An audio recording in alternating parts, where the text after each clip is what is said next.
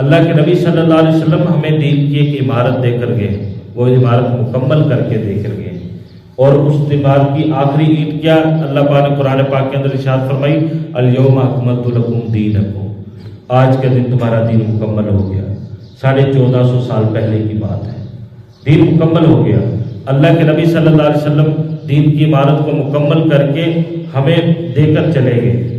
اب میری اور آپ کی جو حضور صلی اللہ علیہ وسلم کے امتی ہیں، حضور صلی اللہ علیہ وسلم کے وفادار ہیں، حضور صلی اللہ علیہ وسلم سے محبت کرنے والے ہیں، ہماری ذمہ داری اور ڈیوٹی یہ ہے، ایک تو اس عمارت سے ہم نے نفع اٹھانا ہے، یعنی اس دین پر عمل کرنا ہے، اور دوسرا یہ کہ اس عمارت کی حفاظت بھی کرنی ہے کہ کوئی چور اندر سے جا کے کسی چیز کو چرا کے کم نہ کر دے، یا کوئی اس کے اندر کسی چیز کا اضافہ نہ کر دے۔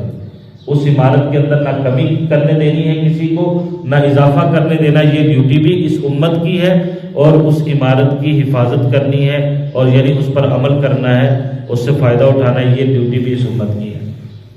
حضور صلی اللہ علیہ وسلم کے دین پر عمل کرنا بھی اس امت کی ڈیوٹی ہے، اس دین کی حفاظت کرنا بھی اس امت کی ڈیوٹی ہے۔ اب اس پر ایک حدیث پاک بھی سن لیں کہ حضور صلی اللہ علیہ وسلم نے ارشاد فرمایا قیامت کے دن اللہ رب العزت ایک حاکم کو بلائیں گے اور اس سے کہیں گے کہ میں نے ایک آدمی کی حد 40 درے رکھی تھی اور تو نے اس کو 41 کیوں مارے؟ تو وہ حاکم اللہ سے عرض کرے گا کہ یا اللہ اس وجہ سے تاکہ وہ اور زیادہ یعنی پابندی سختی کے ساتھ تیری نافرمانی سے رک جائے۔ اللہ رب العزت یہ فرمائیں گے کہ کیا میری دی ہوئی سزا کافی نہیں تھی؟ تو نے اس کے اندر اضافہ کر کے کوئی زیادہ کمال کر دیا، مطلب یہ کہ تم اس سے زیادہ بہتر جانتا تھا۔ اللہ رب العزت فرمائیں گے کہ اس کو جہنم کے اندر ڈال دو، اور اس کو جہنم میں ڈال دیا جائے گا۔ اسی طرح دوسرے حاکم کو بلائیں گے اور اللہ پاک اس سے پوچھیں گے کہ میں نے ایک آدمی کی سزا 40 درے مقرر کی تھی، تو نے اس کو 39 درے کیوں مارے، ایک کم کیوں کیا؟ وہ کہے گا اللہ مجھے اس مجرم پر رحم آ گیا تھا۔ تو اللہ رب العزت غصے کا اظہار فرمائیں گے کیا مجھ سے تو زیادہ رحم کرنے والا ہے؟ کیا تم مجھ سے زیادہ رحم یہ ثابت کرنا چاہتا ہے تو مجھ سے زیادہ رحیم ہے؟ فرمایا جائے گا کہ اس کو بھی جہنم کے اندر ڈال دو۔ اس حدیث پاک سے حضور صلی اللہ علیہ وسلم نے ہمیں یہ بتلایا کہ اللہ پاک کا فرمان اور دین اور شریعت اس کے اندر نہ کمی کی گنجائش ہے نہ زیادتی کی گنجائش ہے۔ اب یہاں پر حضرت عمر بن عبدالعزیز رحمۃ اللہ علیہ کا واقعہ بھی ذہن میں آ گیا۔ فرماتے ان کے ایک گورنر نے ان کو خط لکھا، حضرت چوری کی وارداتیں بہت زیادہ ہو گئی اور بہت زیادہ لوگ چوری سے باز نہیں آ رہے، حالانکہ میں نے سختی بہت کر رکھی ہے، شرعی حدود بھی نافذ کر رہا ہوں، سختیاں بھی کی ہیں، لیکن لوگ باز نہیں آ رہے ہیں۔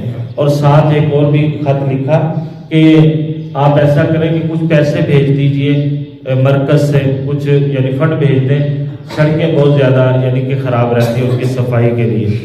حضرت عمر بن عبدالعزیز رحمۃ اللہ علیہ نے ان کو واپسی جواب لکھا، فرمایا کہ اگر اللہ کی طے کردہ حدود سے بہتری نہیں آ رہی تو پھر کسی چیز سے بہتری نہیں آ سکتی۔ اگر اللہ کی طے کردہ حدود سے جرائم ختم نہیں ہو رہے تو پھر کسی بھی حدود سے یا کسی بھی سزا کے اضافے سے جرائم ختم نہیں ہو سکتے۔ یہ خط لکھ کر واپس بھیج دیا۔ اس گورنر کی سمجھ میں بات آئی اور اس نے فوراً اپنی اضافی سزائیں ختم کر کے صرف اللہ کی حدود پر یعنی کہ وہ اپنا عمل کیا اور باقی اضافی سختی اس نے ختم کر دی۔ کچھ دنوں کے بعد اس علاقے سے وارداتیں ختم ہو گئی، چوریاں ختم ہو گئی، لوگوں کو پتہ چل گیا کہ اب ہمارے ساتھ کوئی نجائز زیادتی کرے گا نہیں، اب جو قصور کرے گا اسی کی پکڑ ہوگی۔ اسلامی قانون، اسلامی تعزیرات اور انگریزی قانون کے اندر یہی فرق ہے۔ آج جرم کیوں نہیں ختم ہو رہے، آج کیوں یعنی کہ اپنا معاشرے کے اندر امن پیدا نہیں ہو رہا؟ اس کی وجہ یہ کہ اسلامی تعزیرات کو ہم نے حیثیت ہی کوئی نہیں دی، ہم تو انگریزی قانون کے پیچھے چل رہے ہیں۔ اس کا نتیجہ کیا ہے؟ قصوروار آزاد گھوم رہے ہیں، بے قصور جیلوں میں پڑے ہوئے، اور جو مجرم نہیں ہے اور جو طاقتور ہے اس کو سزا نہیں ملتی، غریب آدمی مفت میں مارا جاتا ہے۔ تو اسلامی تعزیرات، اللہ کے جو قوانین ہیں اور جو شریعت ہے اس کی میرے دوستوں پابندی، نہ اس کے اندر کمی نہ اس کے اندر زیادتی۔ اب تھوڑی سی ہم اپنے معاشرے کے اوپر بھی نظر ڈالیں۔ میں ایک فوتگی پر گیا، وہاں بیٹھے ہوئے تھے، ہم نے سنت کے مطابق تعزیت کی، تعزیت کر کے بیٹھ کے 8-10 علماء تھے، تو تقریباً ایک صاحب آئے سفید ریش تھے تو وہ تعزیت کے لیے آئے، تو تعزیت کے لیے بیٹھتے کہا جی چلو جی دعا کرو جی دعا کرو۔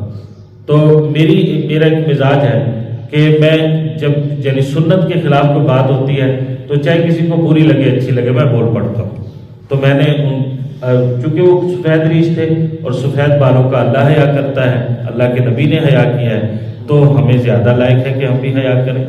تو میں نے ان سے کہا کہ میری آپ سے ایک درخواست ہے، دعا سے پہلے سن لیں۔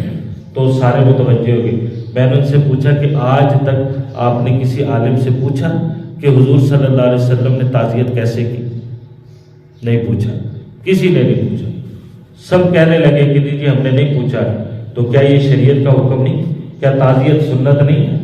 آپ کس نیت سے آئے ہیں تعزیت کرنے کے لیے؟ اسی لیے نا کہ بیمار ہو جائے تو عیادت سنت ہے، فوت ہو جائے تو تعزیت سنت ہے۔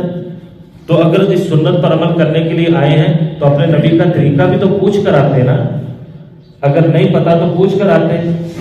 تو پھر کہنے لگے جی آپ بتا دیں۔ تو میں نے ان کو بتایا کہ حضور صلی اللہ علیہ وسلم کا سنت طریقہ یہ ہے کہ جب کوئی فوت ہو جاتا تو آپ صلی اللہ علیہ وسلم اس کے ہاں جاتے اور جا کر استرجاع کا کلمہ پڑھتے، انا للہ و انا الیہ راجعون، یہ جملہ حضور پڑھتے، اور اس کے بعد مرنے والے کے لیے اچھے الفاظ کہتے کہ اچھا آدمی تھا، اللہ پاک کا حکم تھا، بس اللہ کے فیصلے ہیں اور یہ دنیا کا نظام ہے، اور لواحقین کو صبر کی تلقین کرتے، آپ حوصلہ کریں، یہ تو اللہ کا نظام ہے، یہ اسی طرح چلنا ہے، تو آپ کے صبر کرنے سے اللہ کی طرف سے اجر ملے گا۔ تو اس کو یعنی کہ لواحقین کو صبر کی تلقین کرنا، فوت شدہ کے لیے اچھے الفاظ کہنا اور استرجاع کا کلمہ پڑھنا، انا للہ و انا الیہ راجعون، یہ تعزیت ہے۔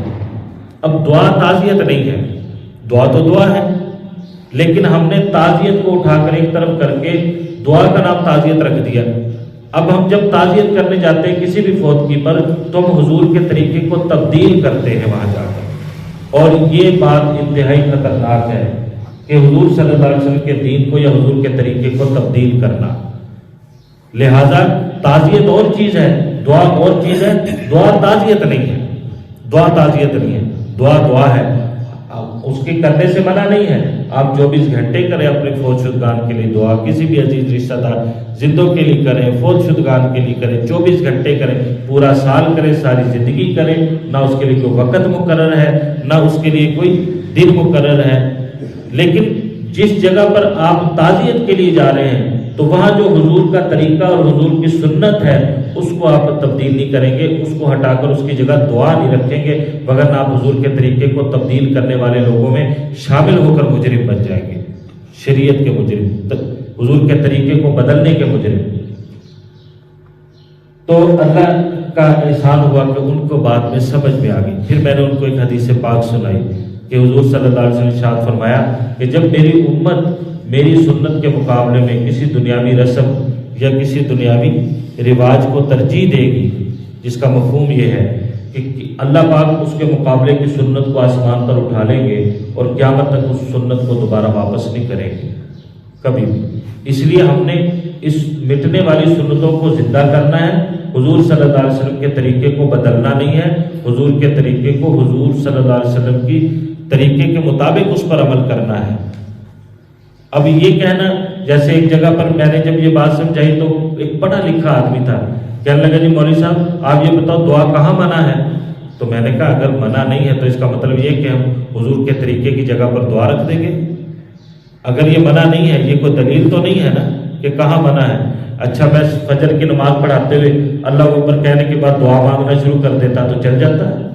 کبھی بھی نہیں۔ آپ کہتے ہیں جی تلاوت کریں، جو حضور کا طریقہ حضور نے ہمیں نماز پڑھنے کا بتایا ویسے پڑھیں، تو میں آپ سے یہ کہتا کہ جی دعا کہاں منع ہے، تو کیا یہ دلیل ٹھیک تھی؟ لیکن لوگ دلیلیں دیتے ہیں، نہیں مانتے، تو نہ مانیں۔ ہمارے ذمہ صرف سمجھانا ہے کہ دیکھو ہم حضور جو دین ہے نا، نہ ہم نے اس کے اندر کمی کرنی ہے نہ زیادتی کرنی ہے۔ جتنا ہمیں حضور دے کر گئے ہیں، جو طریقہ دے کر گئے ہیں، ہم نے اس طریقے پر رہنا ہے، وگرنہ قیامت کے دن اللہ رب العزت کے ہاں ہم پکڑ کا ذریعہ بن جائیں گے۔ ایک تو یہ کہ خود غلط کرنا، ایک ہے اس طریقے کو اس پر غلط دلیلیں دے کر لوگوں کو اس پر قائل کر لینا، یہ اور بڑا جرم ہے۔ اللہ پاک ہمیں اس بات کی سمجھ نصیب فرمائے۔